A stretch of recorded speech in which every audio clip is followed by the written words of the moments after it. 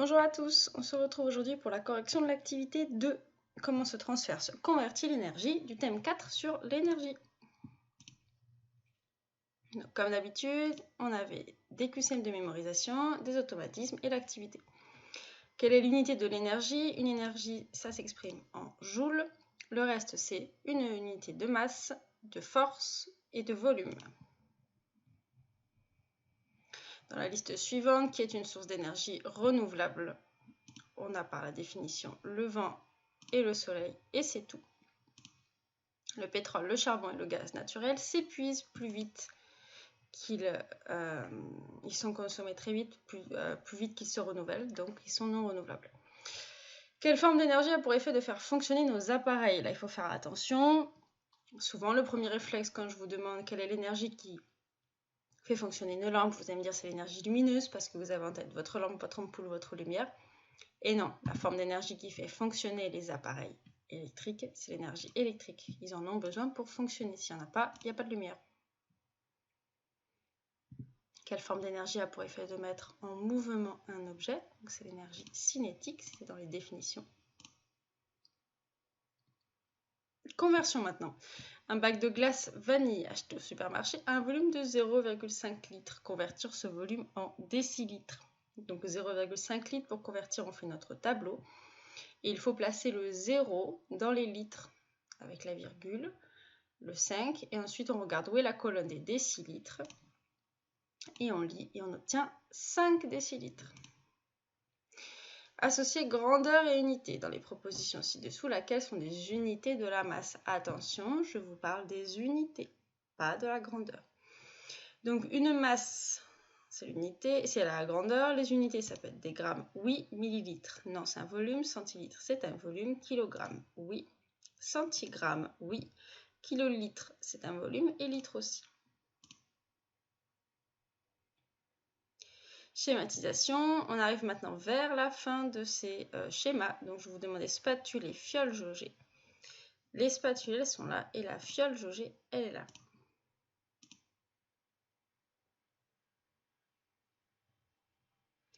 Passons maintenant à la nouvelle activité. Donc on a vu la dernière fois ce qu'était l'énergie, ce qu'étaient les sources d'énergie, renouvelables ou non renouvelables, ainsi que les formes d'énergie, énergie électrique, thermique, lumineuse, cinétique et chimique. C'est les 5 principales. Aujourd'hui, on va essayer de voir ce que ça veut dire une conversion ou un transfert d'énergie. Il faut être capable ensuite de schématiser ces conversions et ces transferts par un schéma qu'on appelle la chaîne énergétique. Et enfin, il faut aussi savoir citer quelques dispositifs visant à économiser la consommation d'énergie. Alors, rappel, qu'est-ce que l'énergie? Donc, l'énergie permet de réaliser une action.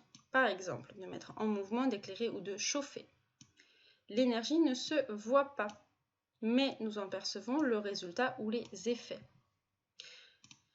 Lorsque vous êtes au soleil, que vous ressentez de la chaleur, vous ne voyez pas cette énergie qui vous chauffe et pourtant vous percevez son effet. Donc il y a bien de l'énergie qui est mise en jeu. Reliez les formes d'énergie à leur définition. Donc nous avons l'énergie chimique qui transforme la matière. Donc, n'oubliez pas, l'énergie chimique, c'est vraiment lorsqu'il y a des modifications de la composition chimique de la matière à toute petite échelle. L'énergie thermique augmente la température d'un objet. L'énergie cinétique met en mouvement, ça on l'a vu tout à l'heure. L'énergie lumineuse permet d'éclairer et électrique faire fonctionner les objets électriques. En visionnant le reportage ci-après, vous allez découvrir des conversions d'énergie. Donc dans cette petite vidéo, on vous expliquait en fait que l'énergie qui nous entoure, elle est présente, omniprésente, mais elle change de forme en permanence. L'exemple typique, lorsque le soir arrive que vous allumez votre ampoule, vous convertissez, vous changez la forme de l'énergie disponible, l'énergie électrique, en énergie lumineuse puisque vous en avez besoin. Alors, d'après ce que vous avez appris dans la vidéo, votre corps convertit l'énergie chimique qu'on a reçue des aliments en quoi? Vous avez, énergie cinétique et thermique ou énergie thermique. Et en fait, la réponse était énergie cinétique et thermique. Pourquoi? Puisque lorsque vous consommez des aliments, vous allez pouvoir être en mouvement vous aurez l'énergie nécessaire pour vous déplacer et pour vous chauffer, pour garder une température constante. Quel est le nom du processus par lequel les plantes convertissent l'énergie des rayons du soleil en énergie chimique? C'est la photosynthèse. Replacez les éléments de phrase dans le bon ordre. Donc l'énergie, elle peut être convertie ou transférée, d'accord? Mais pas perdue. Et ça, c'est très très important. L'énergie ne se perd pas, elle change juste de forme, elle se déplace, mais elle ne se perd pas. Alors, remplir les espaces vides avec le mot qui correspond. Donc attention, là on va faire deux définitions pour expliquer ce qu'est une conversion d'énergie et un transfert d'énergie. Il ne faut pas les confondre. Donc lorsqu'une énergie est transformée par un objet et change de forme d'énergie. Par exemple, d'énergie lumineuse à énergie électrique dans les panneaux solaires ou d'énergie électrique à énergie lumineuse dans une ampoule. Ou alors d'énergie électrique à énergie thermique dans un grille-pain. Donc, dès qu'une énergie est transformée, ça veut dire qu'elle change de forme, on parle de conversion. Par contre, lorsque l'énergie, elle est communiquée d'un objet à l'autre, ça veut dire qu'elle se déplace en fait sans changer de forme. On parle de transfert d'énergie. Alors, la vidéo suivante vous présente ce qu'est une chaîne énergétique. C'est un exemple assez simple pour vous expliquer que lorsqu'on a besoin de changer la forme de l'énergie ou lorsqu'on a besoin de l'utiliser, on fait en fait instinctivement des changements dans la forme et dans les transferts de l'énergie. Alors, lorsque Tina et Alphonse font avancer leur brouette à voile avec un ventilateur, d'où provient l'énergie qu'ils utilisent? Donc, c'était marqué comme aide, vous pouvez toujours revenir ou l'ouvrir pour l'avoir toujours disponible, la vidéo. Donc, la première énergie qu'ils utilisent, celle qui va permettre au tout début de mettre en route cette chaîne d'énergie. Est-ce qu'elle provient du vent, du soleil, du réseau électrique, de la voile ou du ventilateur? En fait, la toute première énergie qu'ils utilisent, si on remonte toute leur installation, en fait, ils se branchent sur le réseau électrique. Donc, au départ, l'énergie, ils la trouvent ici. Sous quelle forme se trouve l'énergie au départ? Donc, dans le réseau électrique, sous quelle forme se trouve l'énergie? Elle se trouve sous forme d'énergie électrique.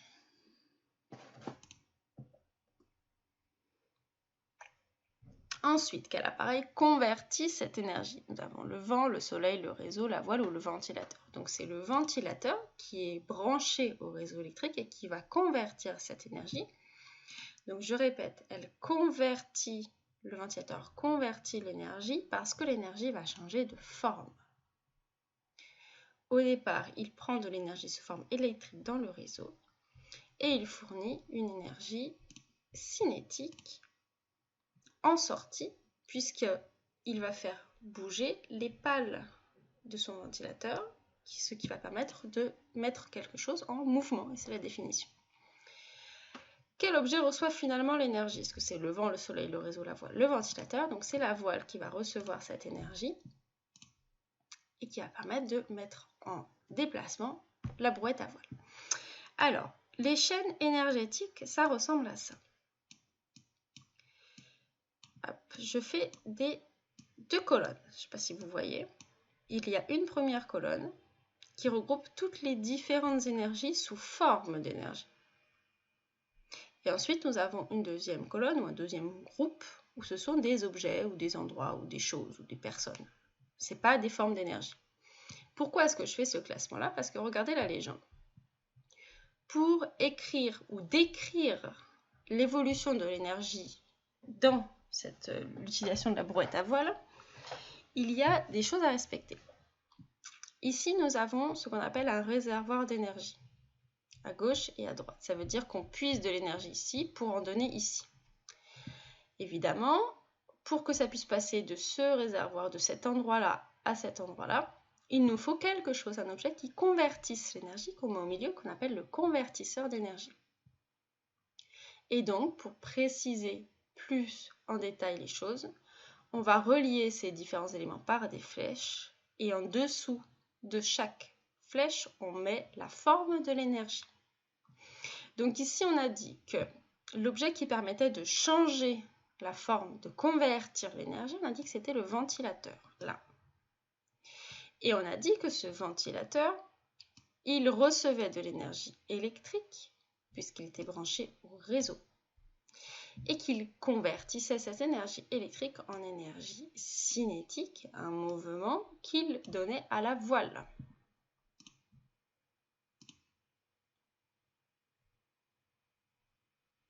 Allez, maintenant on va s'entraîner, on va faire plusieurs exemples. Première chose à faire, comme d'habitude, ça doit être systématique. Vous devez bien séparer les objets, les réservoirs des énergies.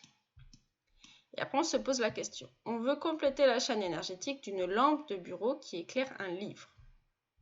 Donc, l'objectif de cette lampe de bureau, c'est d'arriver à donner de la lumière au livre.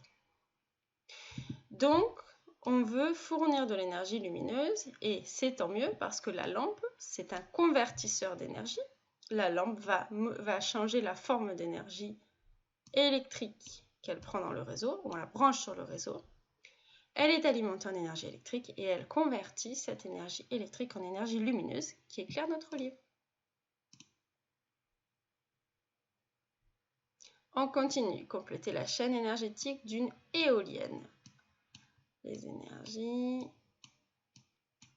et les différents objets. Alors, est-ce que l'éolienne, qui est notre convertisseur d'énergie, c'est lui qui est au centre de notre étude là, est-ce que lui, il est branché sur le réseau? Non. Par contre, ce qui va donner de l'énergie à cette éolienne, c'est le vent, puisque le vent va mettre en mouvement les différentes pales, les ailes de l'éolienne.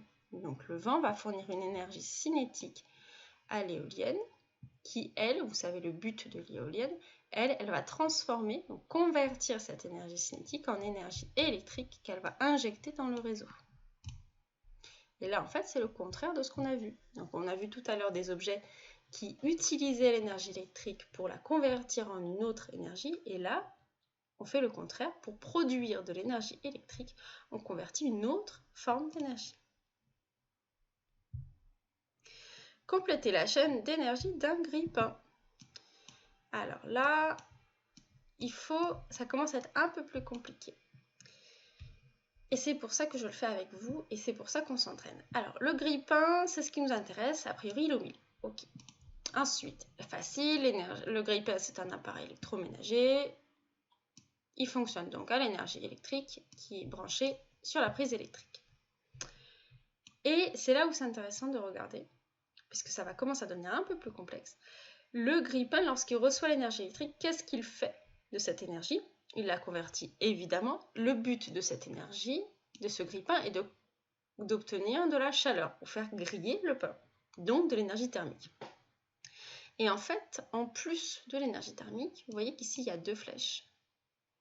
Puisque vous savez aussi que le grille-pain, lorsque il est terminé, lorsque vous venez chercher votre pain, vous devez faire attention parce que c'est chaud. Et oui, parce qu'en fait, le grille-pain va convertir cette énergie électrique entièrement, mais une grande partie va être convertie en énergie thermique, et l'autre partie va être aussi convertie en énergie lumineuse. Vous avez déjà vu une résistance lorsqu'elle est en route? Elle est toute rouge.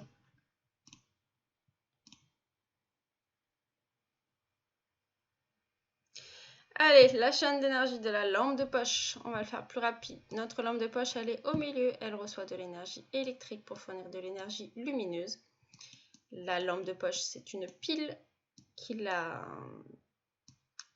l'alimente et elle permet d'éclairer notre environnement. La chaîne d'énergie du panneau photovoltaïque, on place notre panneau au milieu.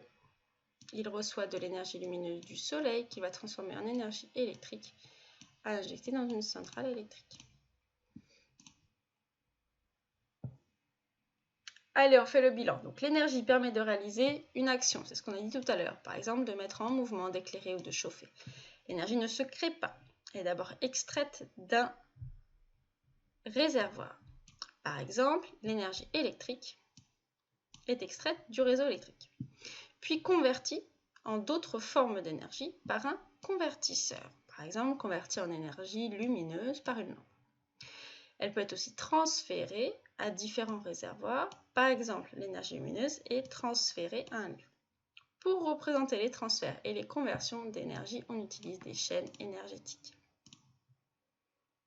Donc c'était la fin de l'activité. Dans votre cahier, il fallait reprendre la toute dernière page où vous aviez écrit ce qu'il faut retenir.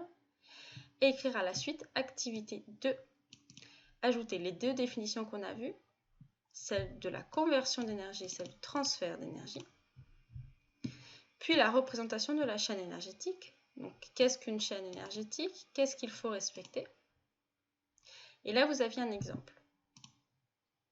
Prenez bien soin de vous.